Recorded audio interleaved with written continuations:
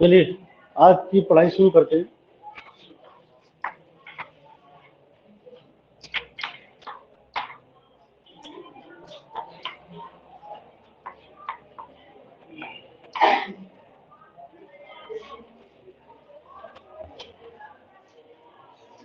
Date sheet जो आपको share की जा चुकी है, अगर उसमें चेंज मेड होगा किन्हीं कारणों से तो फिर वो हम उसको दोबारा शेयर कर देंगे, उसको मैं एडिट कर दूंगा, ठीक है ना।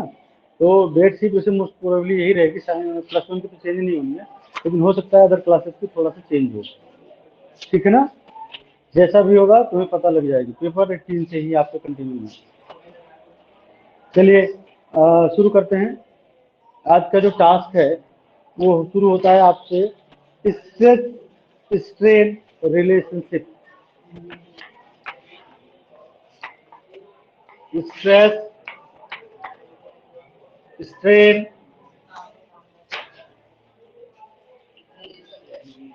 आपकी क्लास पिन ड्रॉप साइलेंस होनी चाहिए। अगर क्लास में पिन गिरती है उसकी आवाज मुझे सुनाई पड़े, आपकी आवाज में सुनाई पड़े। आपका माउथ तभी ओपन होना चाहिए जब आपको सब्जेक्टिव प्रॉब्लम हो। समझ में आ गया? इस बात का खास ध्यान रखिए। स्ट्रेस वर्सेस स्ट्रेन कर्व या रिलेशनशिप। रिलेशनशिप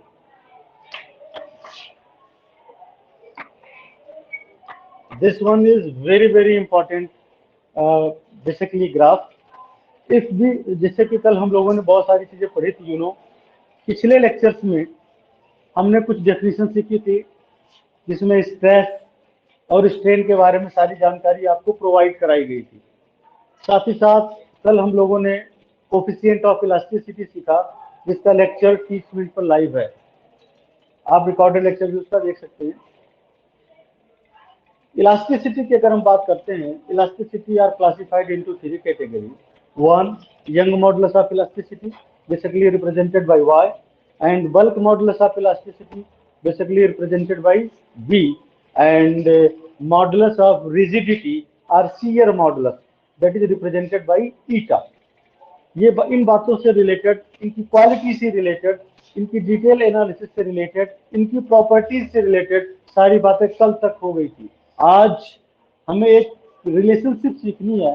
ये रिलेशनशिप बेसिकली इस बात को इंडिकेट करता है कि स्ट्रेस और स्ट्रेन में क्या रिलेशन होते हैं। तो आइए एक ग्राफ आपके सामने हम लोग प्रेजेंट कर रहे हैं। We are presenting a graph that represents a relation between stress and strain. Suppose this one is your x-axis, this one is your y-axis. We are taking here say stress. हमने y-axis पे क्या ले लिया? Stress. You know the formula, force per unit area is stress. And यहाँ पे बैठे हमने ले लिया strain. You know strain, change in length upon original length.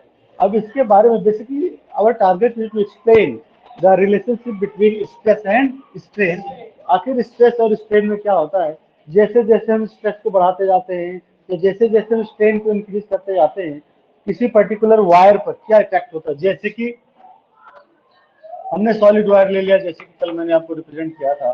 Suppose this particular solid wire having length से L, we are applying a normal force say F, the wire elongated and the elongation is suppose L dash, then this one represents change in length and change in length is L dash minus L. Okay, ये बातें हमने कल करी।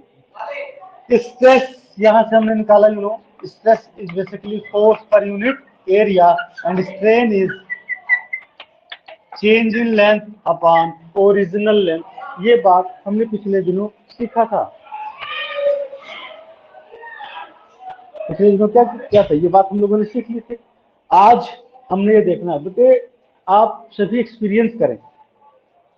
अगर हम इस wire को ना लेकर अगर स्प्रिंग सा ले लेते हैं या पर्टिकुलर वायर ही ले लेते हैं, क्योंकि इलोंगेशन तभी होता है जब इनके बीच में जो इंटर एटॉमिक स्पेसिंग है वो प्रॉपर होती है। इंटर एटॉमिक स्पेसिंग के बारे में आप भली भांति जानते हैं। अगर कोई पर्टिकुलर सॉलिड है तो जो एटम्स हैं वो एक दूसरे के क्या होते हैं, they are very close to each other like that. Okay, ये आपको बात 6th क्लास में सिखाई गई है। This is the case of solid. अगर लिक्विड की बात करते हैं, then there is much something separated atoms. Atoms जो होते हैं थोड़ा सा क्या होते हैं, सेपरेट होते हैं, अलग अलग होते हैं। And the inter atomic spacing का मतलब, इंटर एटॉमिक स्पेसिंग का मतलब होता है इनके बीच का स्पेस, इनके बीच का स्पेस। देखो यहाँ बहुत बहुत कम स्पेस है, यहाँ पर स्पेसिंग थोड़ा सा क्या हो जाती है, ज्यादा हो जाती है। तो ये आपका केस लिक्विड का होता था। किसका होता था? अगर हम गैसियस की बात करते हैं, गैस में इंटरएटॉमिक स्पेसिंग क्या होता है, मच लार्ज होता है। They are free to move. जो एयर, जैसे हमारी हवा है, एयर क्या करता है, फ्री टू मूव करता है, यहाँ वहाँ कहीं पर भी आ जा सकता है। इसमें इंटरएटॉमिक स्पेसिंग बहुत ज्यादा होता है। ये गैसियस सिचुएशन थी।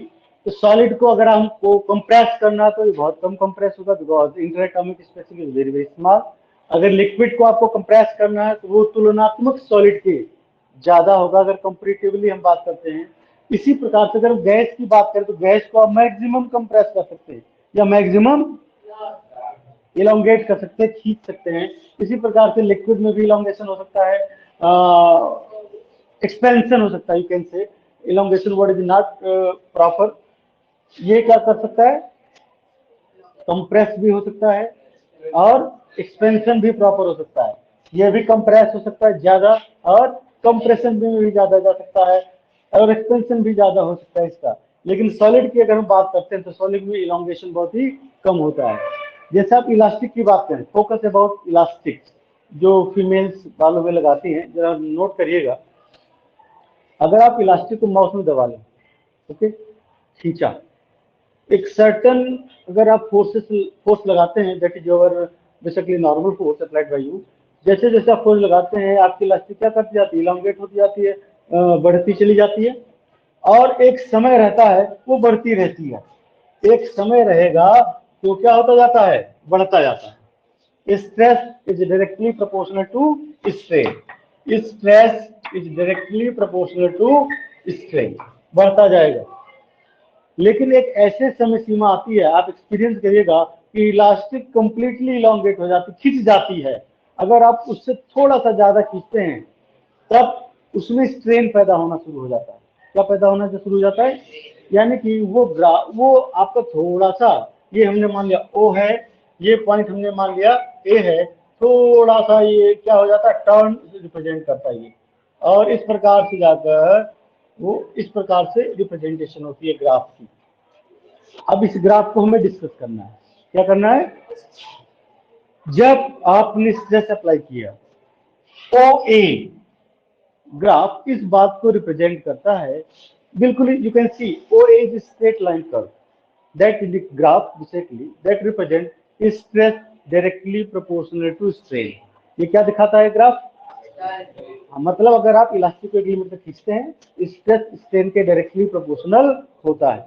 ओके, अगर हम OA को देखें, OA हमारा क्या बेटा रिप्रेजेंट करता है, basically OA represent stress directly proportional to, and here A point maximum हो गया ना। अब A पॉइंट से मामला क्या होगा, चेंजेस आते हैं, तो हम A पॉइंट को बोलते हैं basically A is called proportional limit. यहाँ पर हम A को क्या बोलते हैं, प्रोपोर्शनल लिमिट। प्रोपोर्शनल लिमिट मतलब जो प्रोपोर्शनलिटी का चक्कर चल रहा था, ये प्रोपोर्शनलिटी की एक लिमिट आ गई। लिमिट का मतलब होता है पीक रीच कर गया। क्या रीच कर गया, और आप भली भांति जानते हैं, जैसे आप लोग शोर मचाते हैं तो मैं कहां तक आपको क्षमा कर सकता हूं, जब तक पीक रीच नहीं कर जाता, और उसके बाद फिर आप पनिश हो जाते हैं, ना। तो वैसे यहाँ पर सेम सिचुएशन होती है। यहाँ पर ए पॉइंट पर ये स्ट्रेट लाइन जा रहा था, आफ्टर दैट क्या हो गया, वो एक लिमिट रीच हो गई। तो उस लिमिट का नाम ही है क्या, proportional, because stress is directly proportional to strain. तो a point here is called proportional limit. एक हम क्या बोलेंगे, प्रोपोर्शनल लिमिट। अगर हम बेटा उसके थोड़ा सा आगे बढ़ते हैं, the stress versus strain curve is not straight line. आप थोड़ा सा आगे बढ़े, आपका स्ट्रेट लाइन नहीं है, दैट रिप्रेजेंट अनदर पॉइंट से B. and here B is known as elastic limit. ये पॉइंट थोड़ा सा आगे बढ़ते हैं, ये पॉइंट B आ जाता है। आप देखिए ये कर्व सीधा नहीं है, थोड़ा सा चेंजेज आए, तो B को हम यहाँ बोलते हैं इलास्टिक लिमिट। क्या बोलते हैं? ये क्या था? Proportional limit. अब B क्या आ गया? यानी कि B के आगे अगर आप इंक्रीज करते हो तो इलास्टिक लिमिट भी क्या हो गई? वो भी पीक पर पहुंच जाती है। किस पर पहुंच जाती है? पीक पर पहुंच गई। And here the portion basically, the portion OB is called elastic region. OB portion देख रहे हैं ना, O to B, OB को हम क्या बोलेंगे? इलास्टिक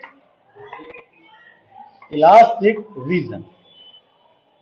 इलास्टिक रीजन, रीजन का अर्थ होता है क्षेत्र, जो एरिया है। आगे की तरफ बढ़ते हैं, बियॉन्ड पॉइंट सी, अगर हम beyond point B, this particular graph represent BC, जो टर्निंग इफेक्ट को करता है, दिस वन। अगर हम यहाँ पर बात करें, ये हमारा क्या रिप्रेजेंट करता है? C। Your curve BC, your curve BC is not a straight line, that is basically curve, completely curve, and this point C is called yield point. इसको हम क्या कहते हैं? C is called yield point. यदि आप इस force को, जो आप कंटिन्यू बढ़ा रहे थे, पहले आप फोर्स को बढ़ाते गए, आपने देखा कि फोर्स पर यूनिट एरिया बढ़ती गई, उसी के करस्पॉन्डिंग स्ट्रेन बढ़ता गया, जिसके कारण से आपको स्ट्रेट लाइन कर्व मिला जो कि OA था। आफ्टर दैट आपने फोर्स को और बढ़ाया, यानी कि वायर को और लोड किया, और लोड करने से आपने देखा एक प्रोपोर्शनल लिमिट आ गई, दैट इज B। आपने लोड और इंक्रीज कर दिया, you get A final limit, that is called yield point. Yield point से फिर आगे दिक्कतें पैदा हो जाएगी यदि आप अब वायर को लोड ना करके अनलोड करना शुरू कर देते हैं। क्या करना शुरू कर देते हैं?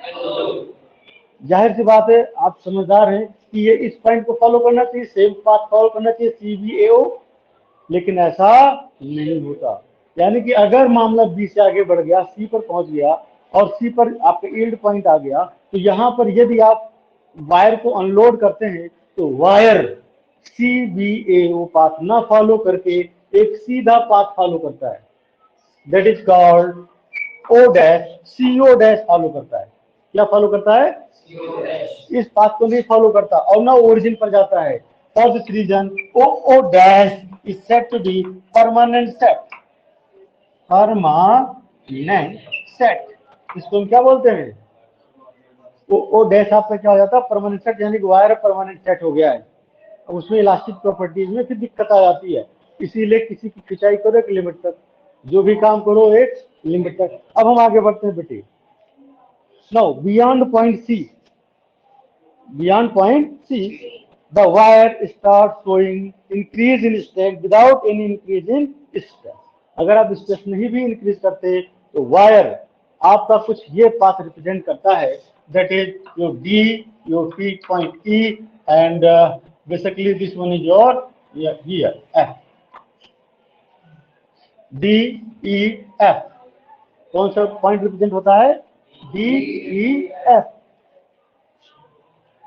आपने इलास्टिक को देखा होगा बेटा, जब पीक रीच कर जाता है और थोड़ी देर आप उसको वायर को वही रखिए, इलास्टिक को, रबर को, आज आप प्रैक्टिकल करके देख लेना, आप देखेंगे उसमें नेक और वेस्ट क्रिएट हो जाते हैं। क्या क्रिएट हो जाता है? अर्थात कहीं पर इलास्टिक मोटा और कहीं पर पतला, मोटा पतला, ऐसा, यानी नेक और वेस्ट क्रिएट हो जाते हैं। नेक और वेस्ट, तो जहां पर आपका नेक है वहीं से वो वायर टूट जाएगा। कहां पर?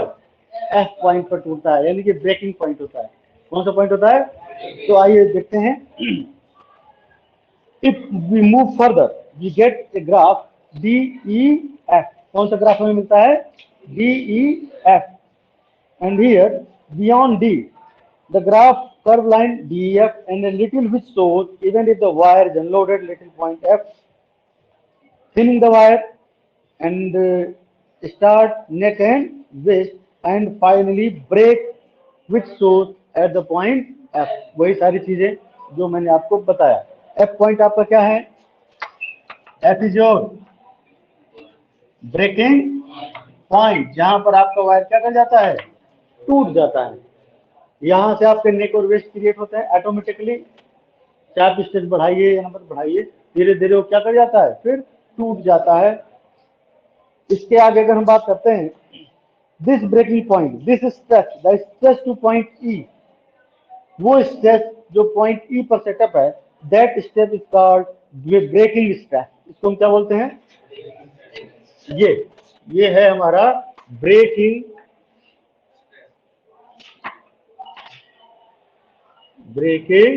Stress. And point S is called breaking point. ध्यान रखिएगा, ब्रेकिंग स्ट्रेस और ब्रेकिंग पॉइंट में थोड़ा सा अंतर है। ब्रेकिंग स्ट्रेस कहाँ पर सेट होता है, ई पर, और ब्रेकिंग पॉइंट कौन होता है, एफ, जहां पर वायर कंप्लीटली ब्रेक कर जाता है। इसी को हम अल्टीमेट स्ट्रेस भी कहते हैं, इसका दूसरा भी नाम है। ब्रेकिंग स्ट्रेस को हम क्या बोलते हैं, ultimate stress, ultimate stress. Clear हो गया, breaking stress and ultimate stress. Okay, this is all about your stress versus strain curve. कभी कभी ये 2 नंबर में एक्सप्लेनेशन के लिए भी आ सकता है, 3 नंबर में एक्सप्लेनेशन के लिए आ सकता है, या मोस्ट प्रोबेबली 1 नंबर के question, there are number of question, एक एक नंबर के छोटे छोटे बहुत सारे क्वेश्चन सेटअप हो सकते हैं, ग्राफ बनाने को आ सकता है।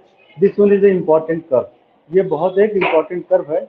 इसकी प्रॉपर वे में प्रैक्टिस कर लीजिएगा, और कल इस चैप्टर का अंतिम दिन होगा।